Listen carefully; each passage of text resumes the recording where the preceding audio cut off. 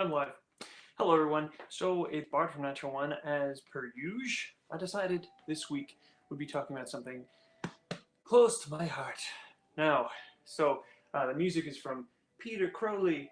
Said it was a non-copyright music playlist, and so I thought add a little bit to it. So it's something different that I'm doing this week, and my background's falling off, but who cares?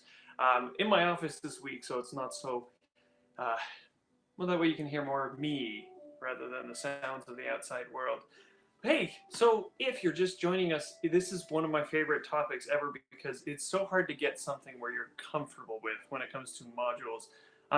Some people love the newer modules, or they call them adventures or adventure modules.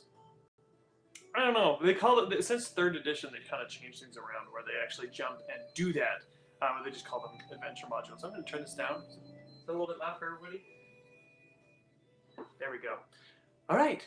Okay. So my reasons why, you know, why I like adventure modules a little bit less than homebrew is because it's more linear. And if you're starting out, let's go with the topic of you're starting out with D&D. Let's say you are brand new to the whole situation and you're like, well, I want a DM.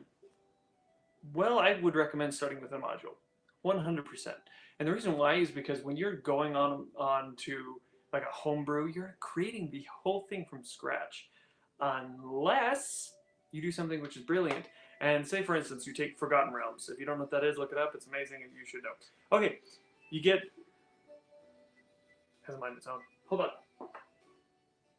How dare you get louder? Okay, so you take a module like Forgotten Realms, and you tweak it to your own thing. Now, for those of you that don't know what a module is, D&D has released books, loads and oodles of books, and they're all amazing, and they'll have very, very strategic points that you can help guide your players through. Not necessarily put them on a train track that some people tend to do, because sometimes you'll give them a module and they'll take off on their own thing. That's neither here nor there. But a module is set forth in a world that has been created. It has the gods, it has the pantheon, it has the whole beginning of the book. Have you ever read the DM manual? You know, that big book? It actually talks about this at the very beginning, all the types of things you need for your world to exist, like even down to coinage and what political systems are in the area.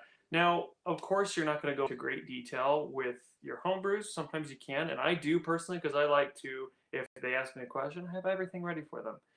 But modules already have that created, so that's what the kind of the draw is, and which is one thing I absolutely love about all the things that they've created because you get these amazing, amazing, like well thought out Wizards of the Coast. They know what they're doing. They know what they've been doing so the whole time. It's easy for them to create things because they've got a big staff. Anyway, so one of the other things I want to talk about is why homebrew.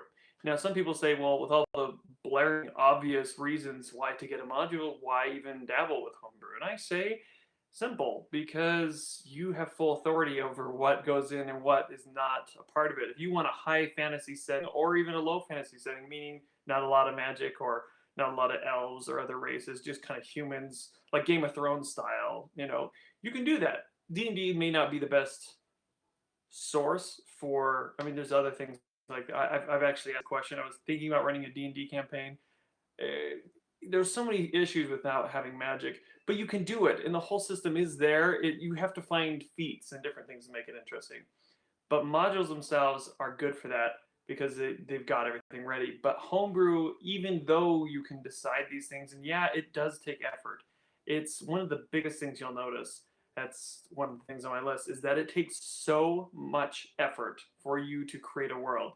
So for those that are beginning, even those that are veteran with it, take a world that's already been done. So for instance, if you're a big fan of Skyrim,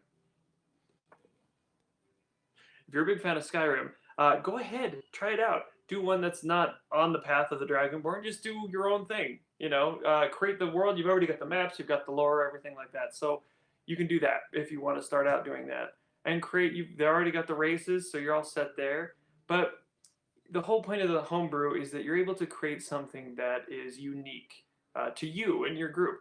Oftentimes, the DM will ask at the beginning or before they even start creating it.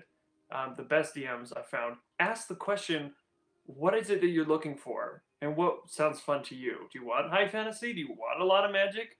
Or does the sound of magic and dragons and unicorns and fairies and all that stuff make you want to scream? Everyone is different, everyone has a different opinion. So get the idea of what you want and talk to your players. So I've heard it argued either way that one is better than the other, and I disagree emphatically with both because there aren't really the correct words to describe what is perfect about one when you're talking to me, when you're talking to my friend saying that other is more perfect for them. That's why D&D creates lots of modules because everyone has a different flavor.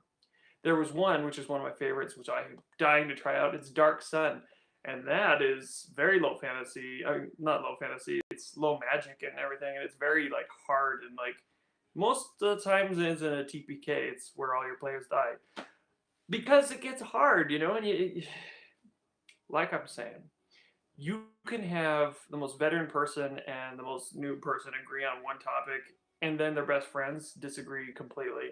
So look for what drives you, I guess. So let's talk to the DMs of the group. A lot of us want to create something. A lot of us want to do a lot. Yeah, okay, I've got an idea. So let's say, for instance, you're playing a Lord of the Rings campaign. It's high fantasy, I would say.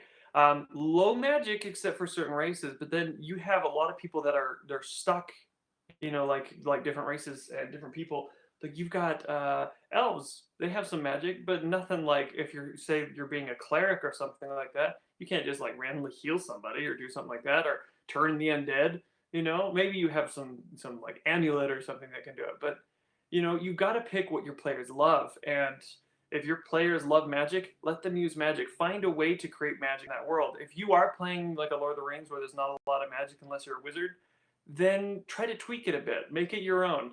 If you follow a storyline, which is great, and a lot of people get a little upset at this because think of it this way. Um, you start off a quest. You start off in a tavern as many times as they do. You get in and they say, okay, there's a bandit lord who's killing a lot of people, go fight him. And so your players set off and they start heading down the street and they run into a prince. This is all a true story that happened in my campaign. I set it up, it was going to train track, it was going to go exactly the way I wanted to, and I was sure I had all the NPCs, I had the maps, I had every room planned. They went the total opposite direction. So what do you do in the situation? You change it. And sometimes with modules, you feel like you're kind of stuck. And that's not necessarily true for all of them, and it depends on where you're at. It's all about mental gymnastics as a DM. But if you're DMing and you're trying to decide, well, if I'm doing this homebrew, they head down the street, they run into this prince, and then they fight the prince because he's a jerk, and then they go to jail, and then they bargain out of jail to fight some beasts, and then side with the beasts and take over the kingdom, which happened with a bunch of 20s.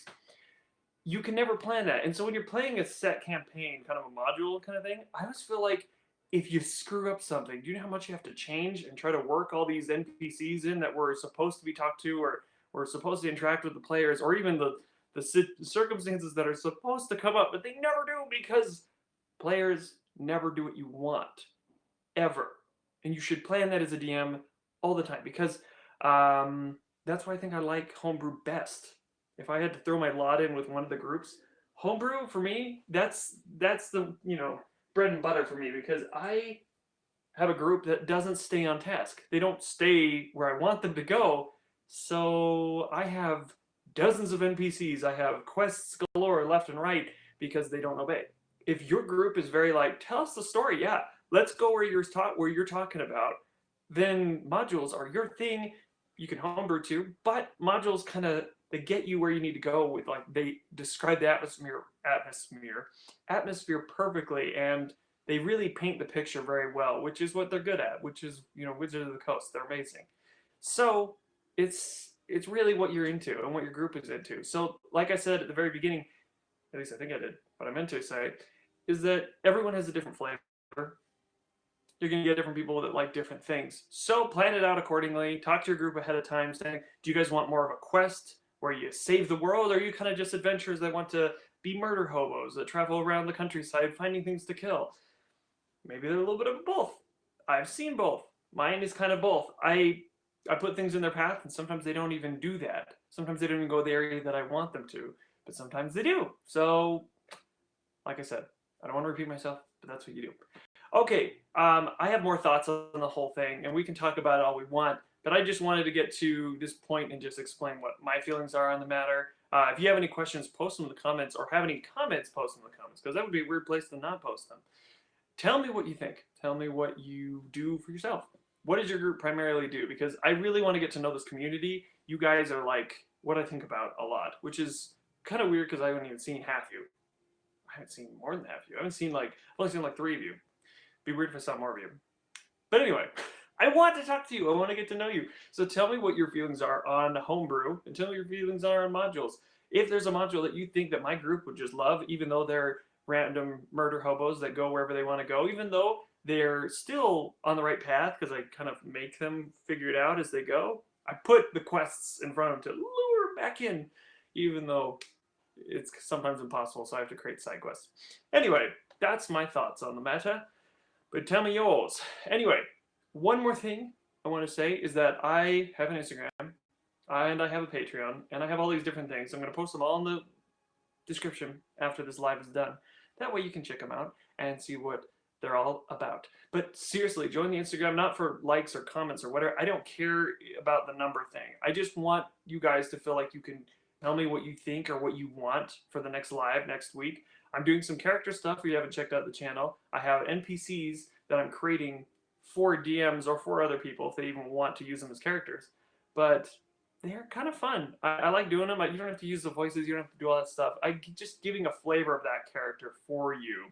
And buzzword of the day is flavor. If I had graphics, I'd put it right here and it'd be glowing. Anyway, love you guys. You're all the best. I think that this channel is a lot of fun for me. It's more than a hobby now. It's becoming kind of a career. I'm really enjoying it. I know I'm so far on the bottom of the totem pole. There's so many other YouTubers that are like, that have been around doing this a long time, but I don't really care. That this never really bothered me. Numbers isn't a thing for me. I just love being around the group and the people that have given me valuable information, and we've shared things. It's been great for me. So anyway, join us next week, of course, 1 p.m. Mountain Standard Time, and I will be on with the next week's subject. I'm leaving it up to you. If I get one request for one thing, I might just do it, even if it's talking about unicorns and pixies. I hope it's not, because I don't know much about them. Anyway, thanks for watching, and may your rolls always be natural ones, just not natural ones, and have a fantastic day, night, or morning whenever you're watching this. Signing off. I will see you later. Bye.